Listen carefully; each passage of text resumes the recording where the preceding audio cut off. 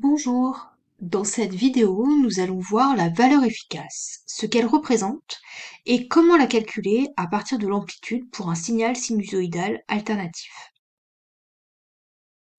En TP, le professeur vous demande de mettre en marche un générateur portant les indications 5 volts alternatifs et de mesurer la tension à ces bornes avec un voltmètre et un système d'acquisition permettant de visualiser la tension au cours du temps. Le voltmètre, réglé en AC, vous indique 5 volts, mais la tension sinusoïdale alternative varie entre moins 7 volts et 7 volts. Le professeur vous indique que le voltmètre permet de mesurer la tension efficace et que l'acquisition temporelle vous permet de mesurer l'amplitude du signal. Mais c'est quoi la tension efficace? Pour comprendre à quoi correspond la tension efficace, prenons une ampoule à incandescence et soumettons-la à une tension U. Si la tension U est continue, la luminosité sera constante. Pour une tension faible, on aura une luminosité faible, alors qu'une tension élevée entraînera une luminosité plus grande.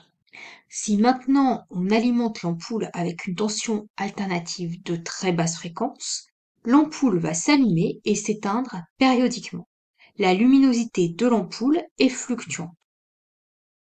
Si on alimente l'ampoule avec une tension de fréquence élevée, la luminosité de l'ampoule se stabilise à un niveau constant, car l'ampoule n'a pas le temps de s'éteindre quand la tension devient nulle du fait de son inertie thermique. La luminosité de l'ampoule due à la tension continue de gauche est alors identique à la luminosité de l'ampoule soumise à la tension alternative de droite. On peut donc considérer que ces deux tensions ont un effet équivalent sur un récepteur qui se comporte comme une résistance.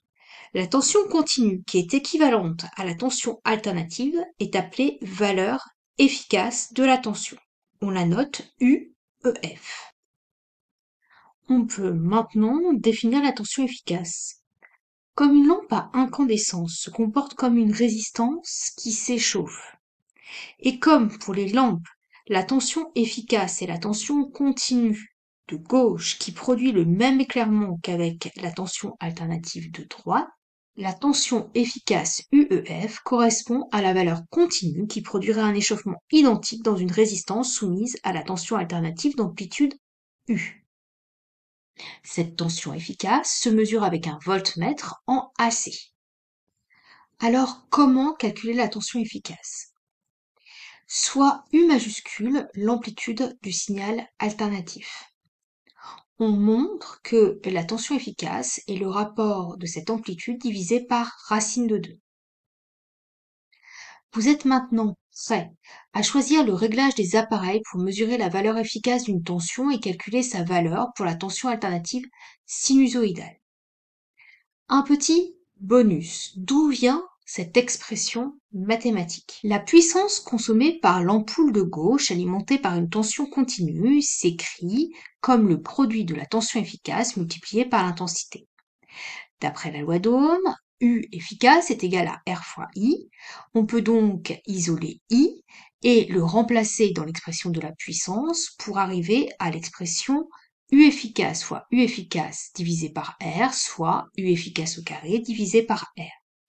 L'énergie dissipée par l'ampoule sur une période s'écrit comme le produit de la puissance par la période.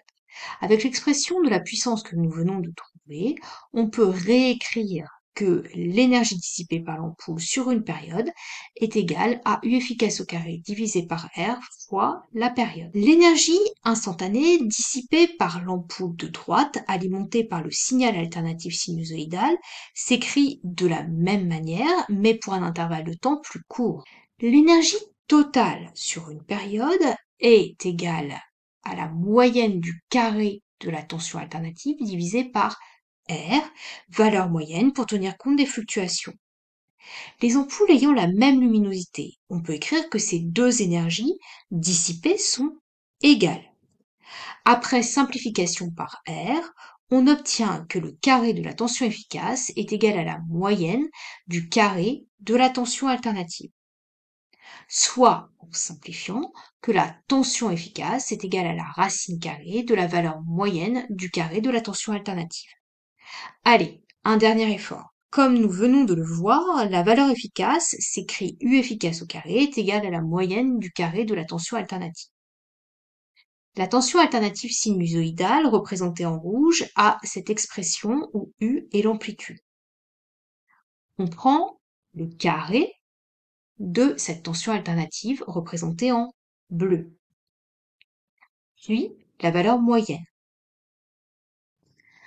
Comme vous allez le voir prochainement en mathématiques, on montre que la valeur moyenne de U carré sur une période est U carré puisqu'il s'agit d'une constante. Toujours grâce aux mathématiques, on montre que la valeur du sinus au carré sur une période est égale à 1/2. Après simplification, on trouve donc que la valeur efficace de la tension. On montre après simplification que la tension efficace est égale au rapport de l'amplitude divisé par racine de 2. À bientôt!